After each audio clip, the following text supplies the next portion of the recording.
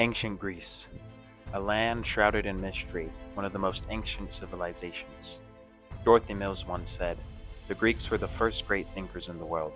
They were possessed of a passion for knowing the truth about all things in heaven and earth."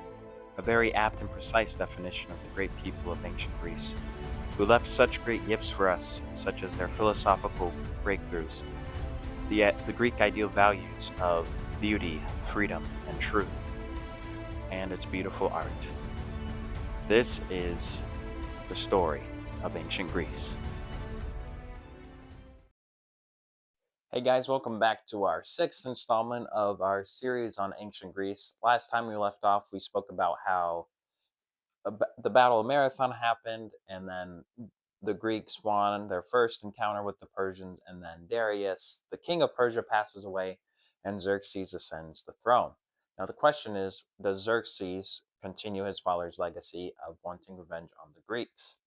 Well, we are now in the year 480 BC.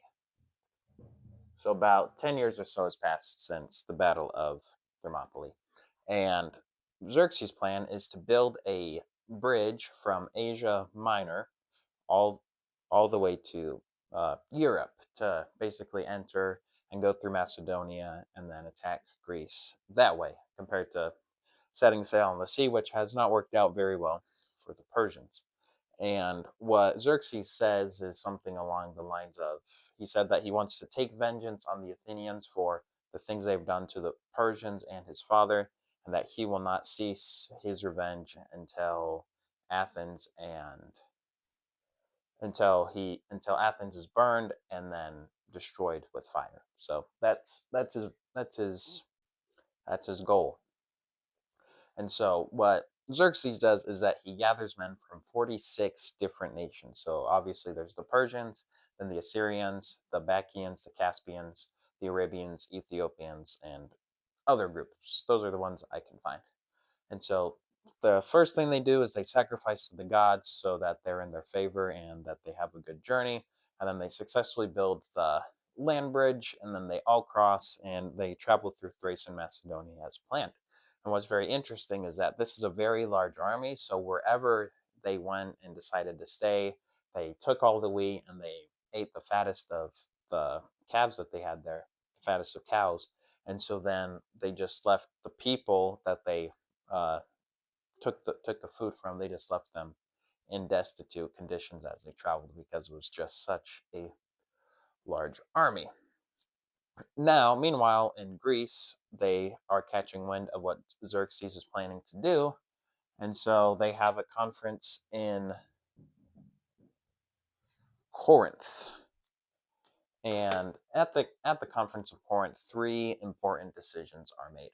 One is that they need to set aside their differences as Greeks and fight against the Persians. Second, they need to send spies to Persia, and then they also want to ask the islands of Sicily, Kosher, and Crete for aid. All of which said no, by the way. And so they send spies into Persia, and the spies are doing quite well for some time, but then they are captured. And you would think that Xerxes would simply kill the spies, but he actually doesn't. He basically lets the spies see this grand army, this threatening army just marching against Greece. And his hope is that he can send the spies back to Greece so then they can report back the huge army and then just have the Greeks basically surrender that way instead of having to fight them. So Xerxes is really trying for the easy way out of this rather than doing things the hard way. And so the spies report back to the Greeks, and that does not faze them whatsoever. They say that, all right, we're going to do this. We're going to fight against the Persians no matter what, because it is better to die than to live under Persian rule. That's their mentality. And so what happens next is that they need to have a plan. And so they think, well, maybe we can meet them at Thessaly, but then they decide that's too risky because they can be attacked both by sea and land. And so then they decide that they reconvene in Corinth, and they decide that the best spot is to meet Xerxes at the pass of Thermopylae. Now, Thermopylae was a super narrow pass, and they stationed 300 Spartans within that pass to basically guard it. And so the Persian strategy now is that Xerxes wants to attack the Persians by land through the land bridge and also by the sea. But thankfully for the Greeks on the in terms of the sea, there was a great storm that washed away 200 Persian ships, which made their numbers dwindle. And so then that was an easy Greek W. They completely destroyed them when it came to sea warfare.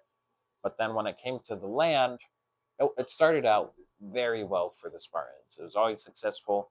They were in the narrow pass. They had their spears ready. So then when the Persians came charging in, they just stuck them with their spears, and then it was over, which caused a very perplexing situation for Xerxes because there was basically no way to get past this. It was as if the Greeks basically had invincibility going on for them. So we needed to find an Achilles heel, like a crack in their defense. And then this Greek shows up and seeks an audience with Xerxes, and he says that he can help him out, right? So now Xerxes has a man on the inside. And the Greek man explains to him that there's another pass that basically goes over the pass of Thermopylae, and that would allow for the Persians to attack them from the rear, basically ambush and surprise them. Because they have all their spears this way. So then, if the Persians snuck around and attacked from the rear, then they can easily be fought. And so that's what the Persians did, and it was very successful. But the Spartans did not go down without a fight. Their spears break, they drew their sword and started fighting with their sword.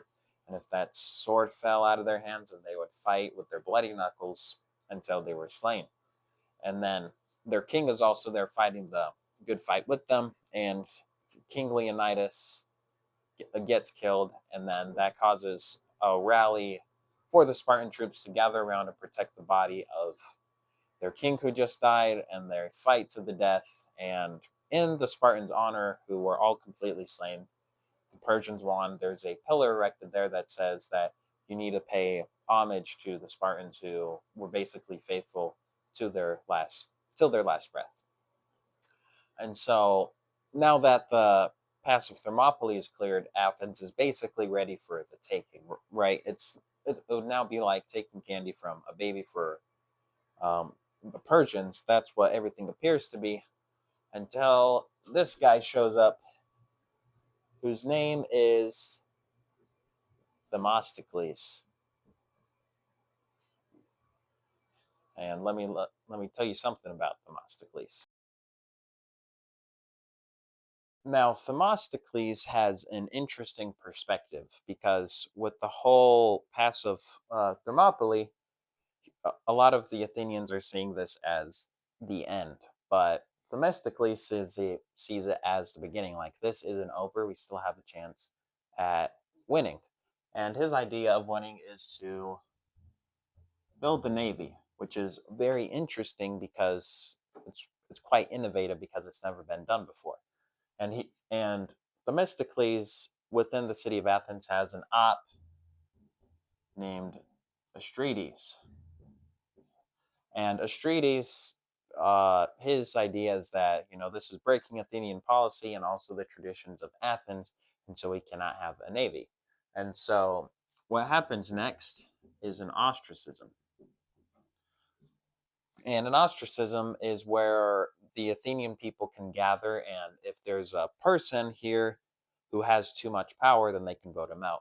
Because the beef between Themistocles and Astrides became just so intense, and everybody knew about it. It was basically a gridlock situation where neither one was getting their way. And so the Athenians put up to a vote who would they kick out of Athens, and they kicked out that guy, Astrides, and that gave Themistocles full creative control to build his navy.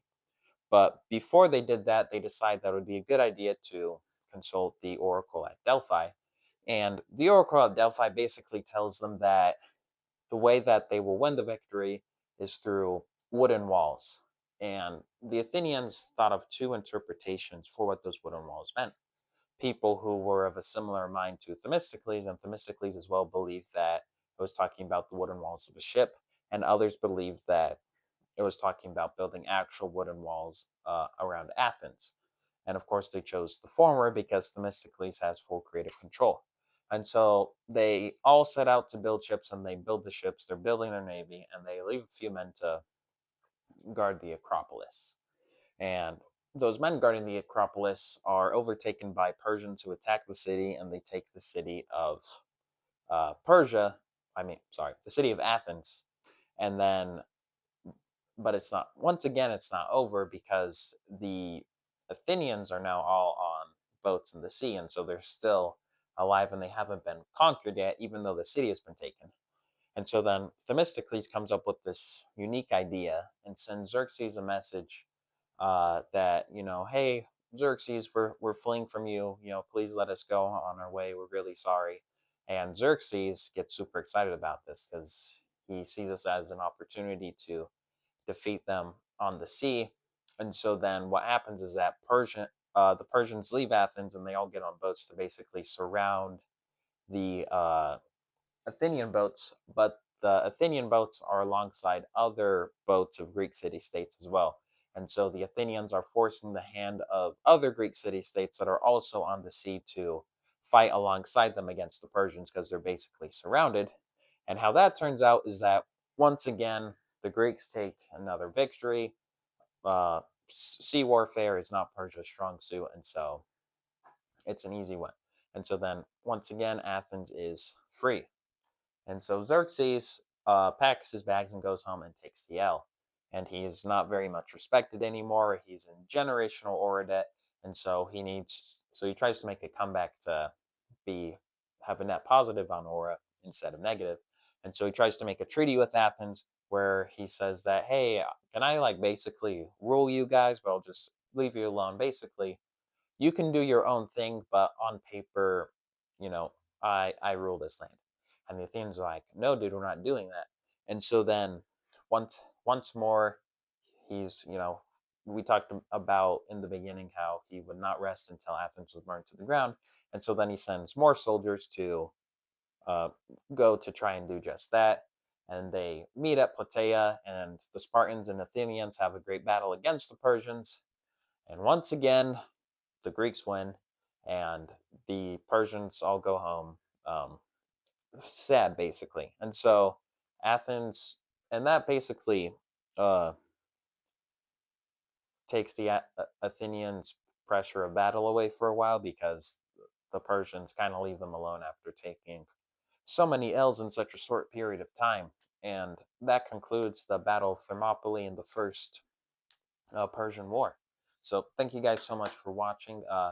Please like and subscribe so that next week, when we drop our video talking about the golden age of Athens, you'll be able to see that they're finally free, and then talk about their rise to power, and they're booming in terms of poetry and philosophy. So please like and subscribe so that you'll be able to see when we post that next week. Thank you.